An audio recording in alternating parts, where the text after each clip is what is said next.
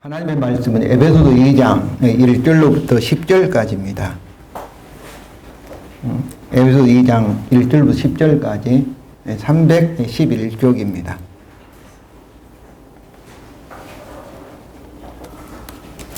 에베소서 2장 1절부터 10절까지를 제가 읽겠습니다. 그는 허물과 죄로 죽었던 너희를 살리셨도다. 그때 너희는 그 가운데서 행하여 이 세상 풍조를 따르고 공중의 권세 잡은 자를 따랐으니 곧 지금 불순종의 아들들 가운데 역사하는 영이라.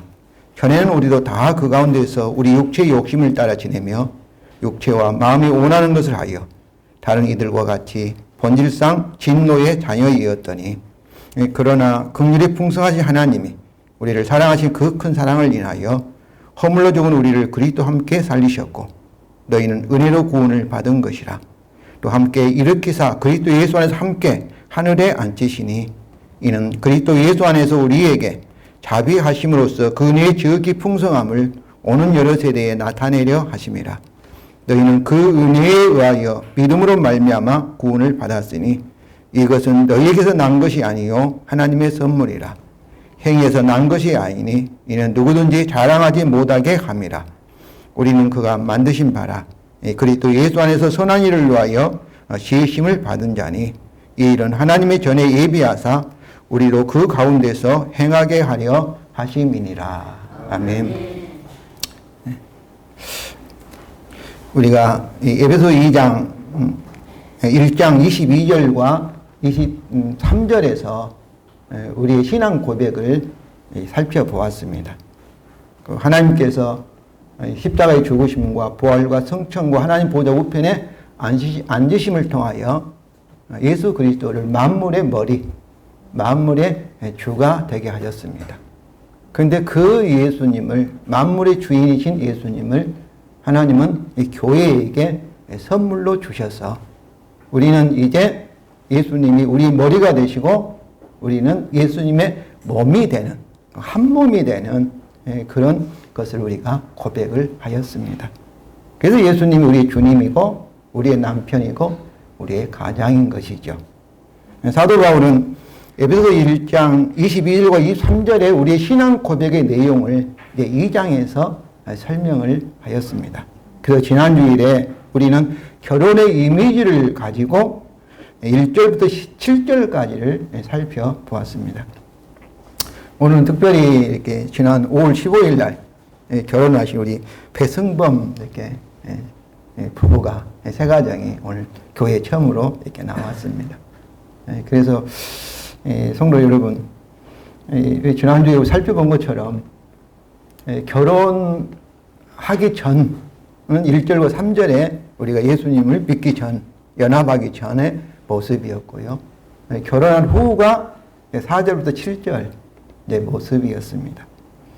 우리가 세상에 결혼하면 어떻습니까? 우리 배승범 우리 형제님 이 부부 세 가정은 결혼하면 많이 달라지죠. 신분이, 법정 신분이 처녀 총각에서 뭐예요? 이제는 남편과 아내로 이렇게 바뀌게 되죠. 신분만 바뀌는 게 아니라 모든 면에서 바뀝니다. 그래서 우리가 전에는 그러잖아요. 그런 말이 있잖아요. 결혼하기 전에는 이제 친정에 살 때는 친정에 이제 가풍이 있죠. 친정에서 사용되는 그런 원리법이 있습니다. 그런 문화가 있습니다. 그러나 이제 시집 와서 시댁에 오면 어떻겠어요? 시댁과 친정과는 다르지요. 그래서 시댁의 가풍을 따라야 된다.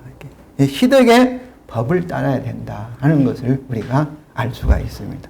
결혼하여서도 옛날처럼 그렇게 살려고 하고 그러면 되겠어요. 아침에 결혼하기 전에는 막 집에서 마음대로 자기도 하고 늦잠 자기도 했지만은 시댁에 와서 그래서 시어머니 눈치도 보고 그래야 되지 않겠어요? 이와 같이 우리의 생각이나 우리의 태도나 행위에서 큰 변화가 있듯이 그리스도와의 연합에서도 우리의 생각과 행위에 큰 변화가 있을 수밖에 없습니다. 그럼에도 불구하고 한국교회는 이런 자연스러운 변화, 당연한 변화가 많이 나타나지 않고 있어서 세상 사람들로부터 우리가 비난과 조롱을 당하고 있습니다. 성도 여러분, 저는 오늘 8절부터 10절을 통해서 왜 우리에게 이런 놀라운 변화가 일어나지 않는지, 그럼에도 불구하고 우리에게는 이런 변화가 일어날 수밖에 없다는 이유와 그 변화가 나타나는 이 원리, 이 방법을 배우고자 합니다. 예수님을 만나서 믿게 돼서 예수님과 한 몸이 되면은 우리에게 변화가 일어날 수밖에 없습니까? 이미 저에게 말씀드린 것처럼 우리는 시댁에 와서 시댁의 법을 따르기 때문에 그렇습니다. 이것을 5절에 이미 사도 바울은 5절 하반절에서 가로로 쳤잖아요. 가로로 쳤다는 것은 사도 바울이 글을 쓰면서 잠깐 이제 후렴구죠. 후렴구가 아니라 삽입구죠. 이것을 설명하지는 않지만은 그렇다는 것을 먼저 5절에서 하반절에서 말씀합니다. 너희는 은혜로 구원을 얻은 것이라. 왜 우리에게 변화가 일어날 수밖에 없느냐? 그것은 은혜로, 은혜의 법이 작용하기 때문에 그렇습니다. 우리가 세상에 있을 때는 무슨 법이에요? 행위의 법, 행위 언약에 따라 우리가 죄를 지었으니까, 허물이 있으니까 하나님은 우리를 진노하시고 심판하여서 저주와 사망의 사람이 되게 하셨습니다. 그게 친정의 법이고 세상의 법이에요. 그런데 예수님과 결혼한 예수님의 집, 여기 천국이라고 하나님 나라라고 할 수 있죠. 하나님의 가정에서는 행위의 법이 아니라 율법의 원리가 아니라 무슨 법? 은혜의 법이 작용을 합니다. 그래서 은혜로 우리가 구원을 얻었고 하나님께서 저와 여러분에게 은혜의 법에 따라 우리에게 역사를 하신다는 것입니다. 그러면 은혜가 무엇인지를 아셔야죠. 은혜는 자격이나 조건이 없어도 능력이 부족하여도 우리에게 베푸시는 하나님의 호의와 친절과 사랑입니다. 그래서 이 은혜는 완전히 값이 없는 거예요. 은혜를 베푸면서 하나님께서 우리에게 무엇을 요구하지가 않습니다. 완전히 공짜, 값 없이 거저 주는 것, 조건 없이 주는 것, 이것이 은혜입니다. 예를 들면 서울대가 좋은 대학이지 않습니까? 그 대학에 들어가기에는 은혜로 들어가는 게 아니죠. 행위의 법에 따라 시험을 봐가지고 점수가 합격한 사람만이 대학에 들어갈 수 있습니다. 그래서 어떤 학생들이 시험을 봤어요. 그런데 그 대학에 들어가기 위해서는 평균 90점 이상이 돼야 들어가는 거죠. 그런데 총장이 결정했습니다. 이 점수에 따라, 행위에 따라, 공부 잘한다고 해서 조건에 따라 입학시키지 않고 은혜의 법에 따라 입학시키겠다 해가지고 채점을 보니까 어떤 사람은 빵점, 어떤 사람은 20점, 30점 맞은 학생도 있어요. 그런데 그러면 은혜에 의하여 서울대학교 합격을 시킨다면은 빵점 받은 사람이 들어갈 수 있습니까? 없습니까? 들어갈 수 있죠. 왜냐하면은 공부 잘한다는 조건에 의해서 합격시킨 게 아니에요. 점수가 높다는 해서 시킨 것이 아니라 조건이 없으니까. 빵점 받은 사람도 들어갈 수 있고 10점 받은 사람도 들어갈 수 있고 50점 받은 사람도 들어갈 수 있고 그러니까 우리의 조건과 상관없이 다 들어갈 수 있는 것이 은혜라는 뜻입니다. 은혜는. 은혜라는 것은 회사에 일을 하지 않고도 월급을 받는 것. 이것이 은혜예요. 은혜에 따라 월급을 준다면은 그냥 일하지 않고도 출근하지 않아도 받는 것이 은혜입니다. 그런데 이 세상은 그렇지 않지요. 일하지 않고 누가 월급을 주겠습니까? 아무리 돈 많은 삼성 기업이라 해도 일하지 않는 사람 다 돈을 주면 어떠겠어요? 망해버리겠지요. 이 세상에서는 은혜의 원리에 따라 은혜의 법으로 작용하지 않고 무슨 법? 행위의 법. 그리고 율법에 따라 작용하지만은 예수님과 결혼해서 우리가 들어간 하나님의 집에서는 은혜의 법에 따라 작용을 합니다. 삼성 같은 그런 이 회사는 망할 수 있지만 하나님은 망하지 않아요. 왜 그러겠습니까? 우리가 사도행에 고백했던 것처럼 하나님 우리 아버지는 어떤 아버지예요? 전능하신 아버지입니다. 전능하니까. 그래서 은혜에 따라 우리에게 뭐 한 달에 1,000만 원이 아니라 한 달에 1억씩 줘도 하나님은 망하지 않습니다. 하나님은 너무나 크시고 전능하시니까. 그래서 하나님의 집은 무슨 집이에요? 은혜의 집이에요. 친정에서의 우리 집은 세상의 행위의 율법에 따라 잘하면 복을 받고 못하면 벌을 받는 그런 집이었지만은 이제 예수님을 만나 연합하여서 하나님의 아들과 딸이 된 시댁은 하나님 나라는 무슨 집이에요? 은혜의 집입니다. 그래서 은혜로 우리를 구원을 하나님이 하셨다면은 여러분 구원을 받을 수 있습니까? 없습니까? 구원을 받을 수 있겠어요? 없겠어요? 내가 잘못하여도 죄를 지어도 우리가 은혜로 하나님 우리를 구원하신다면은 어떻습니까? 우리는 구원을 받을 수밖에 없습니다.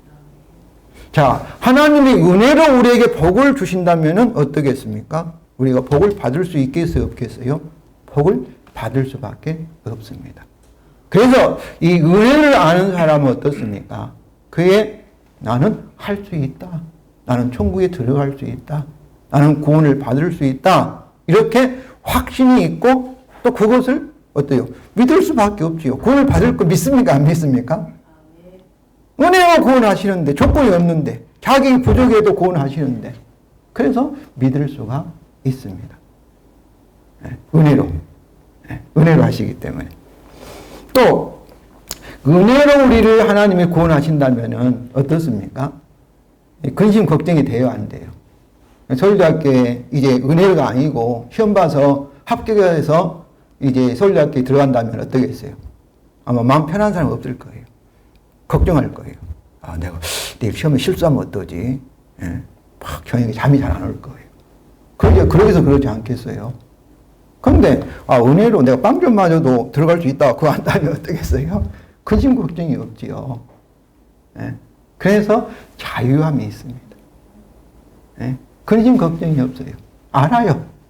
나는 서울대학교에 들어갈 수밖에 없다. 나는 구원을 받을 수밖에 없다. 나는 예수와 결혼했으니까 복을 받을 수밖에 없다. 나는 영생을 가질 수밖에 없다. 이것을 알게 되는 거예요. 이처럼 은혜로 우리를 구원했다는 것은 우리가 할 수 있다. 천국에 들어갈 수 있다. 구원받을 수 있다. 이런 확신과 믿음을 가질 수 있고 그리고 근심 걱정 없는 이것을 자유함이라고 말합니다. 구원을 받으려고 하나님 앞에서 막 열심히 할 필요도 없어요. 자유한 거예요. 또 걱정할 필요도 없어요. 왜냐하면 하나님은 우리가 들어간 예수님 만나서 들어간 하나님의 집은 시댁은 뭐예요? 은혜의 법이 자유하는 집입니다. 그러니까 우리 집은 옛날 친정과는 너무나 다른 이제 은혜의 원리에 의해서 하나님이 우리를 대하시기 때문에 저와 여러분에게는 뭐겠어요? 변화가 있을 수밖에 없는 것이죠.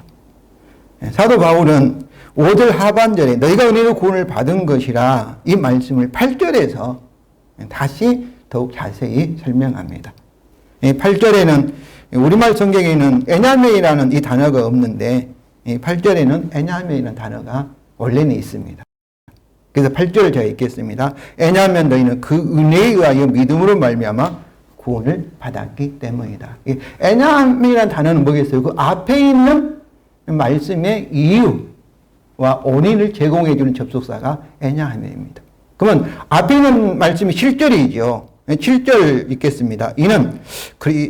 이는 이 말씀이 유하여 이런 목적절인데 이렇게 번역해 놨어요.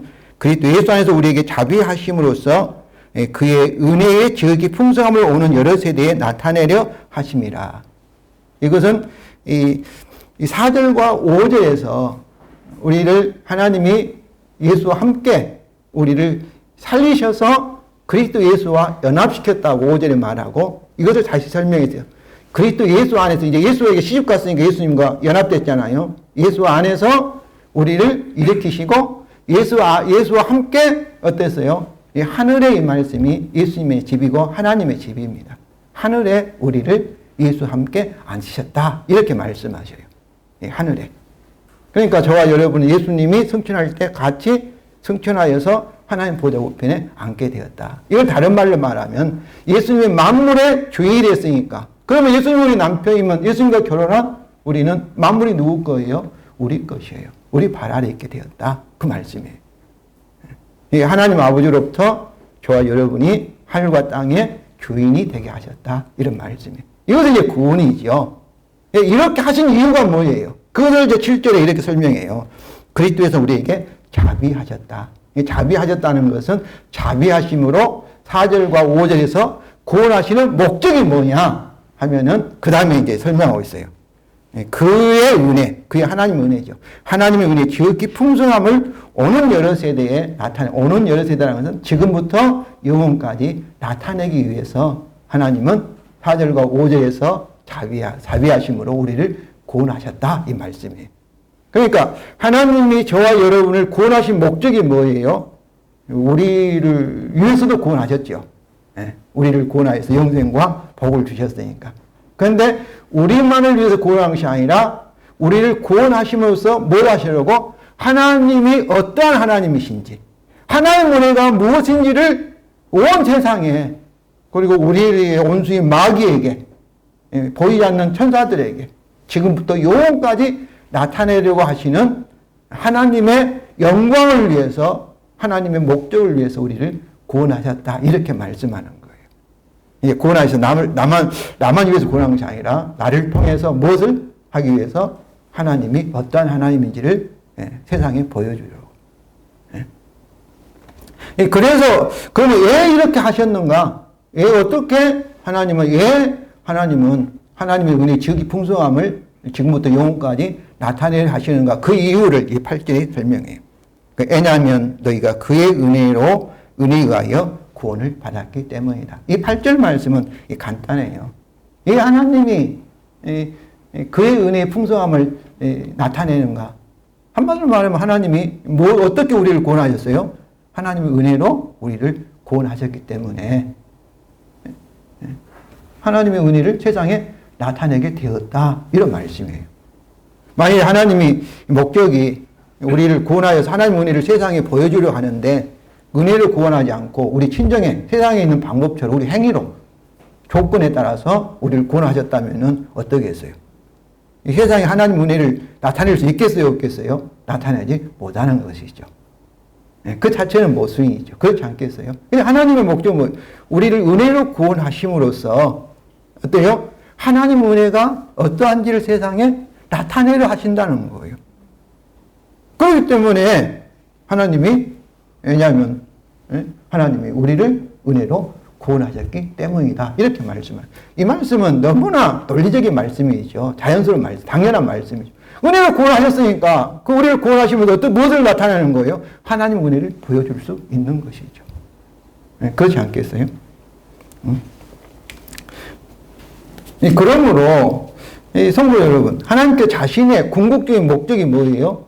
은혜를 지금부터 영원까지 나타내려는 것이 목적이에요. 그 목적을 위해서, 하나님 영광을 위해서 우리를 그 은혜로 구원하셨으니 그리스도 결혼한 우리에게 어떠겠어요?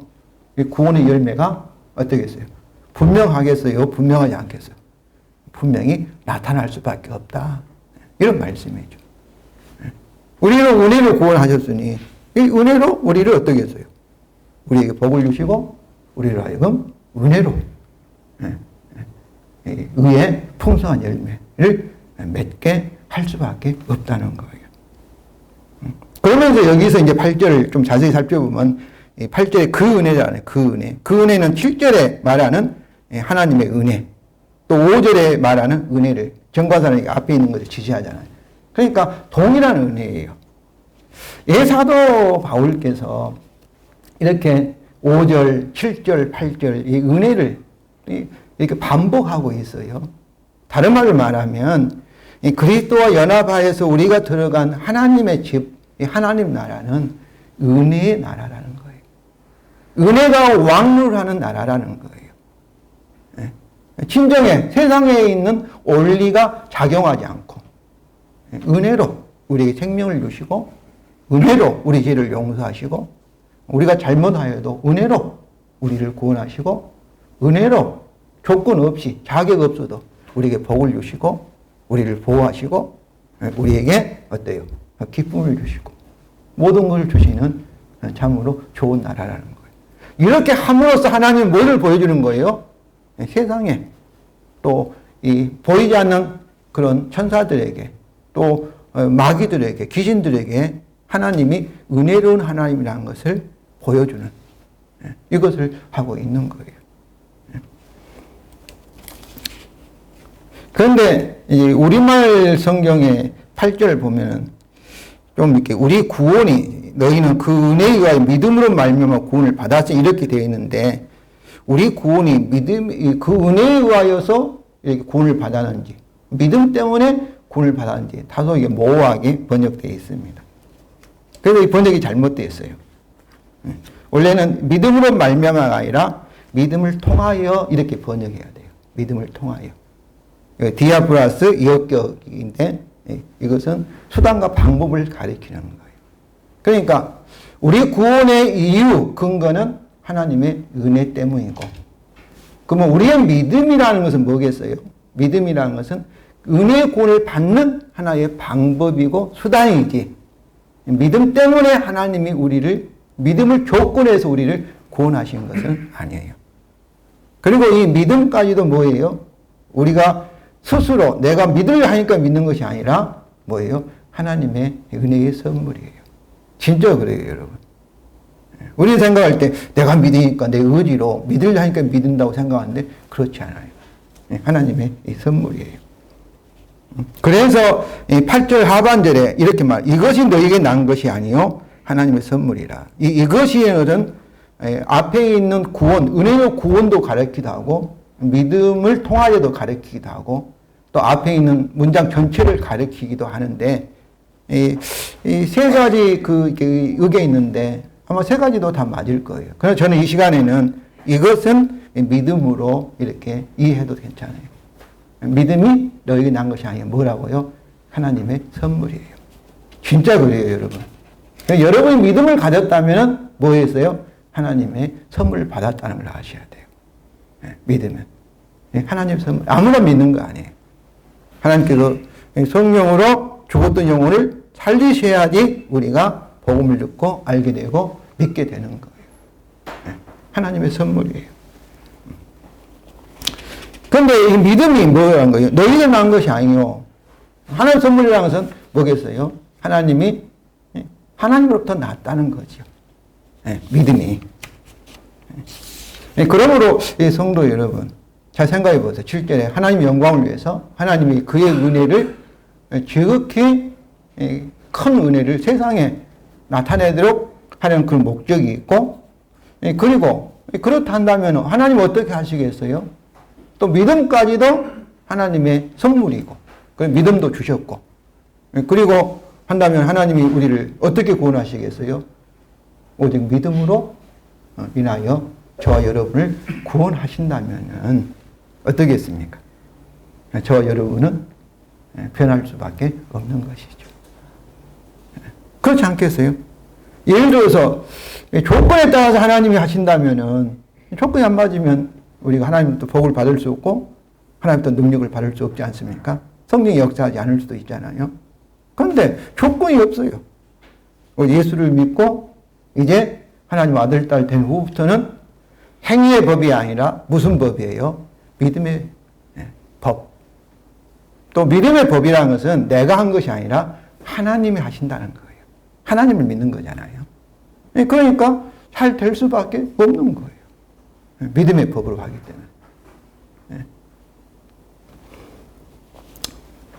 때문에. 그럼에도 불구하고 왜 그러면 우리에게는 하나님의 능력이 나타나지 않는가? 왜 성령의 강력하게 역사하지 않는가? 왜 우리에게는 참으로 변화, 이 거룩하고 의로운 열매가 풍성하지 못하는가. 그 이유가 무엇이겠습니까? 자, 이 구절을 이제 보시면, 구절이 그래. 행위에서 난 것이 아니니, 이는 누구든지 자랑하지 못하게 함이니라. 그러니까, 우리 구원이나 또 우리의 믿음도 하나님에서 난 것이지, 은혜로 되는 것이지, 우리의 행위로, 우리의 노력이나 우리의 의지로 되는 것이 아니다는 거예요. 우리 의지로. 그런데, 이 행위로 대해서 난 것이 아니라 이 말씀은 행위로 우리가 난 것이 아닌데 우리는 하나님의 은혜의 법에 따라서 하나님이 하신 일을 우리는 잊어버리고 자꾸 우리는 어떻게 해요? 행위로 하려고 하기 때문에 하나님의 능력이 우리에게 나타나지 않게 된다는 거예요. 그래서 이 행위는 어때요? 내가 잘하면 어떻습니까? 자기를 자랑하게 되고 그 자부심을 갖게 되죠. 우리 결혼한 우리 배승문 형제님은 남편으로서 아내에게 떳떳하고 싶을 거예요. 당당하고 싶을 거예요. 그러지 않겠어요? 멋진 남편이 되고 싶지요. 아내도 마찬가지고. 이와 같이 이 행위는 반드시 자랑하거나 잘하면 자랑하거나 자부심과 또 심지어 자만심까지도 가지게 합니다. 그러나 내가 잘못하면 어떻겠어요? 이 행위의 법은 행위 언약이에요. 친정의 집에서 법이 그래요. 세상 법이죠. 잘못하면 좌절감 생기고 그리고 자책감도 가지고 또 미안함과 수치심을 가지게 될 것입니다. 모든 사람은 어떻겠어요? 당당하고 싶죠. 주름자가 싶지, 되고 싶지, 받는 거지로 살기를 원하지 않을 것입니다. 우리는 당당하고 떳떳하게 살고 싶습니다. 우리는 자랑하며 살고 싶습니다. 이것이 우리의 자연스러운 본능이에요. 그렇지 않습니까? 또 이것이 자연의 법이에요. 자연의 원리이고 우리 사회 구조가 다 이렇게 돼 있어요. 행위에 근거해서 일하면 월급을 받고 일하지 않으면 월급을 주지 않고 잘하면 상을 받고 못하면 벌을 받고 다 그렇게 돼 있어요. 그래서 우리 성도들도 세상에서 이제 우리가 벗어나 예수 그리스도에게 시집 와서 이제 하나님 집에 들어왔음에도 불구하고 우리도 그래요. 세상에서 성공하면은 내가 잘 되면은 하나님이 나 사랑했구나 하고 증거로 삼아요. 생각해요. 또 세상에서 실패하고 무슨 사고나 안 좋은 일이 생기면 어떻게 해요? 내가 뭐 잘못해서 하나님 앞에 벌 받는 거 아닌가? 하나님이 나 관심이 없는 거 아닌가? 부족한가? 이렇게 해석을 해요. 그리고 뭔가 잘해서 내가 축복을 받았고 뭔가 잘못해서 하나님 앞에 받지 못했다. 이렇게 이해를 합니다. 그래서 이미 자부심과 그리고 자랑을 가지거나 또 반대로 자책감과 수치심을 가지게 되는 것이죠. 그러나 이런 감정을, 이런 태도를 가지게 되는 것은 다 무엇에 근거예요? 하나님의 은혜의 법에 근거하지 않고 우리의 행위의 원리에, 행위 언약, 율법 언약에 근거한 것입니다. 행위에 근거한 수치심이나 자랑은 하나님의 은혜나 우리의 믿음과는 뭐예요? 정반대의 원리입니다. 정반대예요. 우리 행위의 근거에서 상을 받고 복을 받고 잘못하면 벌을 받는다는 것은 뭐겠습니까? 이미 논리적이고 이성적이고 그리고 어떻습니까? 자연적이에요. 그러나 하나님의 은혜에 의하여서 은혜는 어떻게 했어요? 일하지 않고도 회사에서 돈을 받는다, 월급 받는다. 이것은 비이성적이고 그리고 비논리적으로 보이고 말도 되지 않는 그렇게 우리가 보여집니다. 그래서 많은 성도들이 교회 다니면서도 은혜 복음을 그렇게 들으면서도 쉽게 율법주의에 빠지는 원인이에요. 이유가 돼요. 제가 전북 교회에서 이렇게 율법주의 설교하면은 성도들이 그냥 눈이 똥긋똥긋하고 잠을 주는 성도가 거의 없어요. 그냥 아멘 안 할 거예요. 그냥 생각하니까 맞으니까. 순종하면 복 받습니다. 그럼 아멘 할 거예요. 헌신하면 하나님 기뻐합니다. 아멘 할 거예요. 또 이것이 다 성경에 있잖아요. 율법 언약이 구약 성경에 모세오경에 다 들었잖아요. 순종하면 들어가도 복 받고 뭐 나가도 복 받고 뭐 뒤집어져도 복 받고 막 그러잖아요. 그러나 하나님 율법에 불순종하면 저주를 받고 나가도 되고 뭐 집에 있어도 저주 받고 밖에 나가도 그렇게 얘기하고 있잖아요. 그러니까 어떻습니까? 다 고개를 끄덕여요. 그러나 은혜의 복음을 설교하면은 목사가 뭐 성경 가지고 설교하는데 뭐 거짓말 하나님 말씀이 있지 하지만은 무의식적으로 마음속에서는 말도 안 돼. 이렇게 생각해서 이렇게 아멘하지 못하고 어떻습니까? 지루하게 생각이 되고 그래서 이게 졸리는 거예요. 무의식적으로 하나님의 은혜의 복음이 비논리 생각이 돼서 거부감을 느끼게 됩니다. 그런 성도 여러분, 이단 중에서 가장 무서운 이단은 율법주의 이단입니다.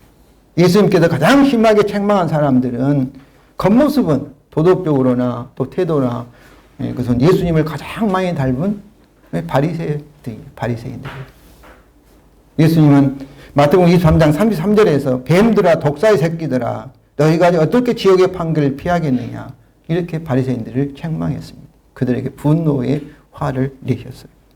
무엇이 예수님을 이렇게 분노하게 하셨을까요?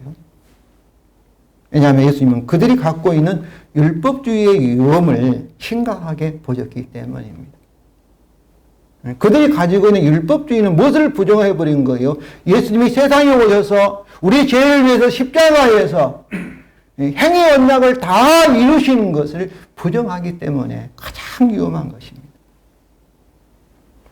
사도 바울도 예수님께서 율법주의자들에 대하여 예수님처럼 강하게 분노를 합니다. 빌립보서 3장 2절과 3절에 개들을 삼가고 행하는 자를 삼가고 몸을 상해하는 일을 삼가라. 하나님의 성령으로 봉사하며 그리스도 예수로 자랑하고 육체를 신뢰하지 않는 우리가 곧 할례받아. 우리는 우리의 행위를 우리 자신을 신뢰하지 않고 누구를 신뢰해요? 은혜로 우리를 구원하신 하나님만을 믿는 우리들인데 저들은 행위를 신뢰하고 자기 자신을 의지하는 저들은 뭐예요? 율법주의자들은 개들이라 이렇게 말해요. 개들이라. 성경에서 이렇게 사도 바울이 욕하고 예수님이 욕을 얻어본 사람들은 뭐예요?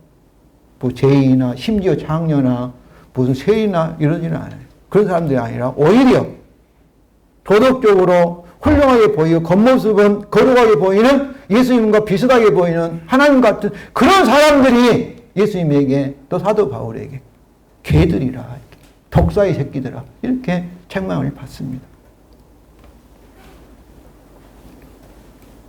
우리도 예수님처럼 사도 바울처럼 율법주의에 대하여 이런 경각심을 가져야 하는데도 오늘날 한국교회는 율법주의를 너무나 쉽게 용납하고 있습니다. 여러분 뭐 TV 설교를 들어보세요. 라디오 방송 설교를 들어보세요. 설교가 이분이 조건적으로 설교하면 그건 율법주의자입니다. 율법주의에 오래 빠졌습니다. 은혜의 복음을 설교하지 않는데 아마 10분이면 9분은 다 그렇게 하고 있어요. 이미 말씀한 것처럼 성경에 율법 언약이 들어있기 때문에 그렇게 하고 있어요. 그래서 우리가 어떤 때는 어떻습니까? 은혜의 복음을 듣다가 또 다른 때는 조건적인 율법주의의 설교를 들으니까 나는 그걸 들은 성도들은 어떤 때는 조건 없이 하나님 은혜로 하신다. 어떤 때는 조건이 있다. 이렇게 하다 보니 나중에는 시간이 지나면 지날수록 믿음이 자라고 참 지혜가 자라가야 되고 더 하나님의 능력이 나타나고 우리가 변화가 있고 예수님을 닮아가는 그런 구원의 능력이 나타나야 돼야 불구하고 가면 갈수록 뭐가 뭔지 모르는 거예요. 그래서 가장 믿음이 좋았을 때는 첫사랑 처음 예수 믿었을 때가 기쁘고 즐겁고 했는데 지나면 지날수록 나중에는 다 식어버리고 나중에는 그냥 교회 왔다 갔다 터벅터벅 의무감에 교회 다니는 그런 꼴을 보이고 있는 것입니다. 성도 여러분, 우리 구원은 우리 행위에서 난 것이 아닙니다. 우리 하나님께서 우리를 구원하신 이유는 실제에서 하나님의 은혜를 세상에 나타내기 위해서도 하지만은 뭐하기 위해서 반대로는 뭐예요? 9절 하반절에 이는 누구든지 자기 자신을 자랑하지 못하게 하기 위해서 뭐란 거예요? 행위로 조건에 따라서 우리를 구원하지 않고 은혜로 인하여 우리를 구원하셨다는 거예요. 자랑하지 못하도록 하기 위해서, 당당하도록 못하도록 하기 위해서, 뽐내지 못하도록 하기 위해서. 하나님께서 누구든지 이거는 예의 없이 그래요.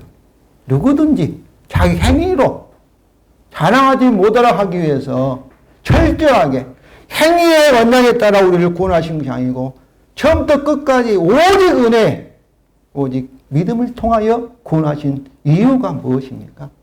그 이유가 10절에 있습니다. 그리고 10절은 우리가 열매를 맺는, 변화할 수 있는 그 원리, 방법도 10절에서 이렇게 우리가 찾을 수 있습니다. 우리말 성경은 또 10절에도 애냐면이 빠졌는데 애냐면이 들어있어요. 왜 우리가 자랑할 수 없는가? 왜 하나님의 은혜로 우리를 구원을 하셔야 했는가? 그 이유가 10절이에요. 왜냐하면 우리는 그는 하나님이 창조하셨기 때문입니다. 하나님이 우리를 만드셨기 때문입니다. 오늘 이 말씀은 창세기 1장, 2장에서 우리를 창조했다 그 말씀이 아니고 이 말씀은 그리스도 예수 안에서 선한 일을 위하여 지으심을 받는 자, 이것을 구원을 받았다 그 말이죠. 이것을 하나님의 재창조, 새 창조 그런 말씀입니다. 새롭게 창조되었다 이렇게 표현하는 거예요. 저와 여러분은. 자, 생각해 보세요. 우리가 이 피아노가 어떻습니까? 자기 스스로 막 소리 내면 이 피아노는 고장난 피아노죠. 아마 그 신기해서 스스로 노래한다면 피아노 비슷하겠지만은 그냥 실제로는 고장난. 피아노 어떻습니까? 피아노를 만든 자가 피아노를 작동해야만이 소리를 내게 돼 있어요. 피아노는 스스로 만들어진 것이 아니라 사람에 의해서 만들어졌기 때문에 존재하고 또 이 만들어진 목적이 뭐예요? 분명히 있어요. 이 마이크도 있잖아요. 이 컵도 만든 이유가 있어요. 자동차도 만든 사람을 위해서 사람이 그 목적이 있어요. 하나님께서 그리스도 예수 안에서 우리를 재창조, 새 창조한 목적을 뭐라고 말하고 있습니까? 선한 일을 위하여 그렇습니다. 선한 일을 위하여 저와 여러분이 만들어졌다 이 말씀이에요. 만들어졌다. 여기서 이 만들어졌다 이 말 피조물, 작품이라고 그래요. 작품. 근데 이 그런 만들어진 피조물이 어떻습니까? 스스로 존재할 수 없고 스스로 살 수도 없고 스스로를 위해서 살 수가 없는 거예요. 우리가 어떤 이 그림은 어떻습니까? 그림은 누구를 자랑하는 거, 자기를 자랑하지 않아요. 그거를 그리는 사람, 화가를 자랑한 것이고, 책을 쓴 저자를 위해서 존재하고 저자를 자랑하게 돼. 이것이 피조물이라는 뜻인 거예요. 피조물이라는 뜻인 거예요. 그런데 우리는 하나님께서 우리를 그리스도 예수 안에서 선한 일로 재창조하여서 피조물이 되었는데 우리가 스스로 자랑하면 뭐겠어요? 그건 뭐겠어요? 내가 피조물이라는 것을 부인하는 거예요. 내가 하나님이다. 나는 스스로 존재하는 자다. 이렇게 자기를 착각하게 만드는 거예요. 다만 이런 책이나 또 피아노나 자동차와 달리 이거 우리는 살아있어요. 하나님같이 인격을 가지고 있어요. 그래서 우리가 선택할 수 있어요. 그러니까 우리는 어떻습니까? 마치 하나님께서 우리를 선한 일을 위하여 지으심을 받는 자, 이것을 피조물인 것을 잊어버리고 우리가 마치 스스로 존재하고 하나님같이 내 이름을 내고 내 스스로 살 수 있고 나 자신을 위해 살 수 있고 내 영광을 위해서 자랑하며 살 수 있는 걸로 착각을 하는 거예요. 이것이 문제인 거예요, 여러분.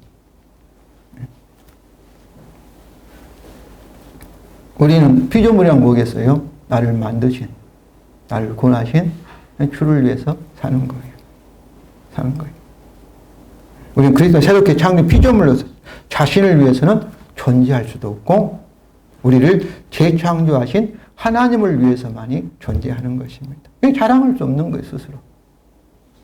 이것을 아는 것이 하나님의 복음인 거예요. 복음인 거예요. 원래 아담과 하와는 하나님의 창조함을 받았으니까 이것을 알았어요. 근데 선악과를 따먹으면서 이제 스스로 하나님이 데려간 거예요. 하나님과 상관없이 내 스스로.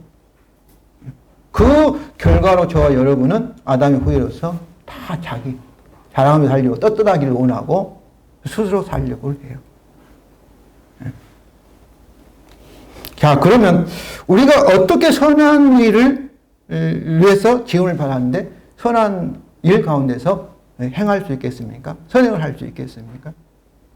이것도 스스로 하면 안 되는 거예요. 스스로 하면. 하나님께서는 우리를 하여금 스스로 할 수 없다는 것을 알게 하려고 우리에게 고난을 주시는 거예요. 예수님도 이 성령이 충만, 세례를 받아 성령이 충만해서 광야에 40일 동안 금식을 줄이셨어요. 그때 마귀가 와서 뭐라고 합니까? 네가 하나님의 아들이면 돌과 떡을 만들어 먹으라. 이 바보처럼 굶고 있느냐. 마귀 말이 틀린 거 아니에요. 예수님은 돌과 떡을 만들 수 있는 능력이 있었어요. 그때 예수님이 마귀 말대로 했습니까?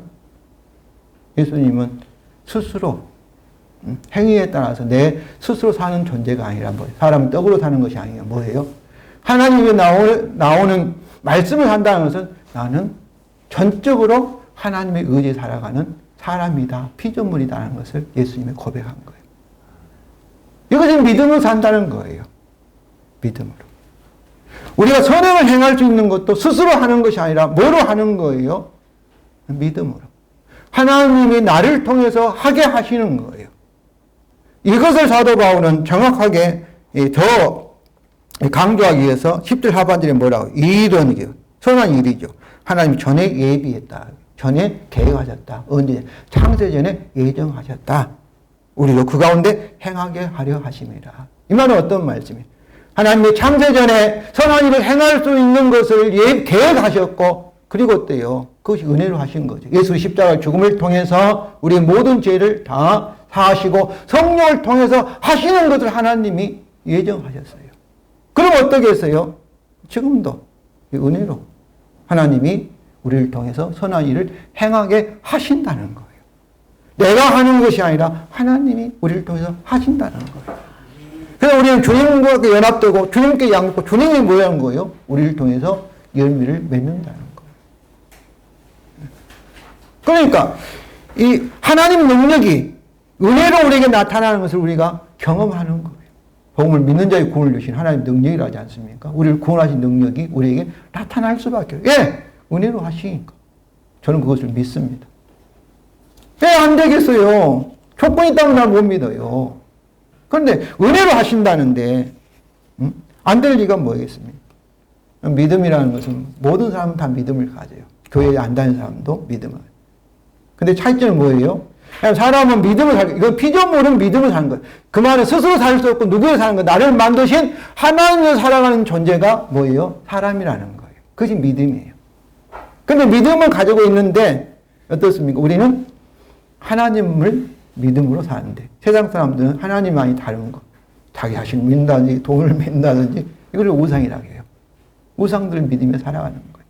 그러니까 우리만 믿음을 살고 자기들은 막 믿음을 안 산 것 같아도 거기서 다 믿음을 살아요. 네, 믿음을. 자기 자신을 믿고 자기 행위를 믿는 거죠. 그게 율법주의죠. 어떤 사람들은 막 기적을 믿어요. 막 체험을 믿어요. 그것도 인본주의, 그것도 똑같은 율법주의가 똑같은 이단이에요. 우리는 하나님을 보고 오직 하나님만을 믿습니다. 네. 성도 여러분, 하나님 영광을 위해서 여러분 무엇을 하시기를 원하십니까? 어떤 사람은 하나님의 영광을 위해서 열심히 막 성공해서 뭐 돈 많이 벌어서 하나님 영광 돌린다. 뭐 운동 경기에 1등 나면 하나님 영광 돌린다. 막 이렇게 생각해요. 그건 틀린 것입니다. 헌신을 많이 해서 전도를 많이 하나님 영광 돌린다. 그것도 틀린 얘기예요. 하나님께 영광 돌리는 오늘 말씀이 그랬잖아요. 우리를 통해서 나타난 영광, 우리를 통해 나타난 하나님의 은혜를 우리가 먼저 우리가 알아주는 거예요. 하나님 하셨습니다. 내가 선한 일이 있으면 하나님이 은혜로 하셨습니다. 자기 없지만은 은혜로 하셨습니다. 이걸 우리가 인정하는 거예요. 이것을 인정하는 것이 곧 예배예요. 이거 영광 돌리는 거예요. 영광 돌린다는 것은 하나님이 하신 일, 은혜로 하신 것을 그걸 인정하고 그리고 즐거워하고 기뻐하는 것이 하나님께 영광 돌리는 거예요. 하나님께 우리에게 나타내신 하나님의 은혜의 지극히 풍성함을 알고 노래하고 또 우리에게 나타나는 것을 누구에게 이웃들에게 나를 통해서 보아라. 하나님의 은혜가 얼마나 놀라운지 하나님 사랑이 얼마나 굉장한지 이렇게 보여주는 거예요. 그러니까 저는 예수 믿는 것은 정말 이 은혜를 알면 쉽다고 생각합니다. 누구도 떡 먹게 해요. 이를 악물고 막 쫓아가고 막 하나님 마음에 들려고 그럴 필요도 없어요.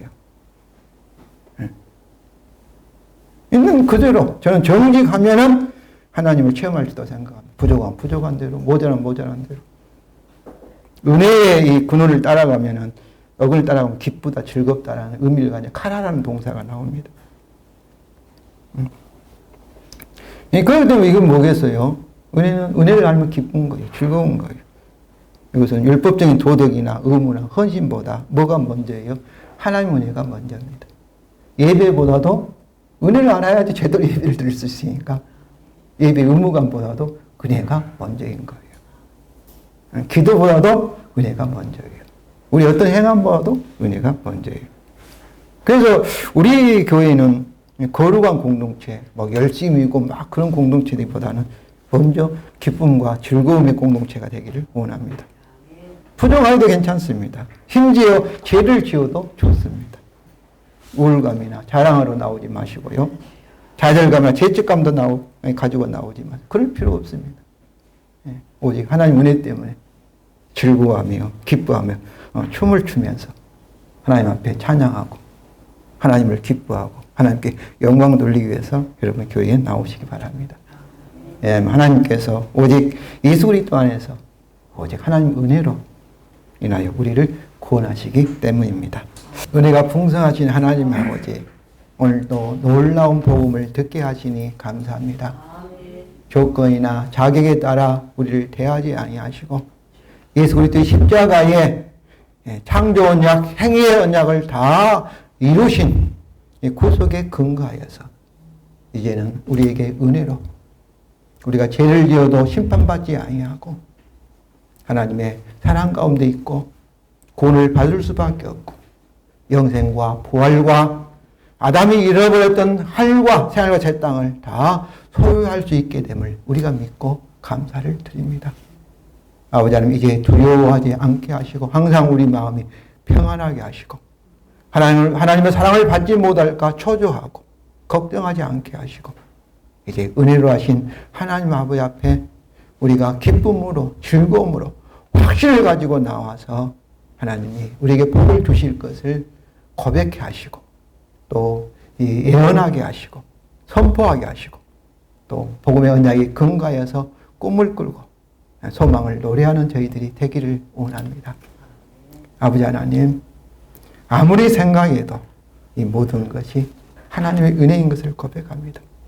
우리가 불렀던 찬송의 내용처럼 지금까지도 은혜이고 앞으로도 은혜이고 우리의 그 영화의 구원을 받게 된 것도 은혜이고 모든 것이 은혜의 장중이 우리를 붙들어주고 있음을 알고 감사를 드립니다. 간절히 간구하기는 아버지의 성령을 통하여서 지혜와 계시를 주셔서 이 놀라운 은혜 우리가 더 깊이 알게 하시고 체험과 경험을 통해서 누릴 수 있도록 아버지여 강력하게 역사하여 주시옵소서. 이 은혜의 복음을 참으로 방해하는 마귀의 거짓말에 우리가 속지 않게 하시고 항상 십자가를 통해서 우리에게 보여주신 하나님의 조건 없는 사랑, 은혜 우리 항상 기억하며 당당하며 즐거워하며 노래하며 춤을 추며 행복하게 저희들이 살아가게 하여 주시옵소서. 주님, 우리 교회가 작은 교회이지만 은혜로 역사하실 줄로 믿습니다. 우리 성도들에게도 은혜로 성령이 강력히 역사하여서 참으로 풍성하게 하실 줄로 믿습니다. 참으로 믿는 자에게 배에서 생명강이 흘러넘친다 했사오니 은혜로 생명강이 흘러넘쳐서 이웃들에게 적시게 하시고 복이 흘러넘쳐서 축복의 통로들로 다 사용하실 줄로 믿습니다. 이제 믿고 확신하오니 주여 우리 기도 들으시고 응답하실 줄로 믿습니다. 왜냐하면 은혜로 하시겠다는 우리가 알기 때문입니다. 오늘 이 시간에도 주님 앞에서 은혜로 주신 예물을 주님 앞에 드리오니 받으시고 영광을 취하여 주시옵소서. 이 놀라운 은혜를 세상 사람들에게 보여주며 이 전하는 데 사용되어서 하나님의 은혜로 풍성한 열매들을 거두게 하여 주시옵소서. 아버지 하나님, 일로 양식이 부족한 성도들에게 일로 양식도 풍성하게 공급하실 줄로 믿습니다. 우리가 이 하나님 은혜를 누릴 뿐만 아니라 우리가 이웃들에게 하나님 은혜를 증거하기 위해서 사용되게 하시고 특별히 하나님 은혜의 복음을 전파하기 위해 선교와 전도에 사용될 수 있도록 풍성하게 부어 주실 줄로 믿습니다. 아버지 하나님, 육신이 연장하는 성도들에게도 함께해 주셔서 지금까지 은혜로 역사하시고 앞으로도 은혜로 하나님께서 치유하실 줄로 믿습니다. 아버지께서 은혜의 장중이 붙들어 주실 것을 믿사오고 우리 구주 예수 그리스도 이름으로 기도드리옵나이다. 아멘.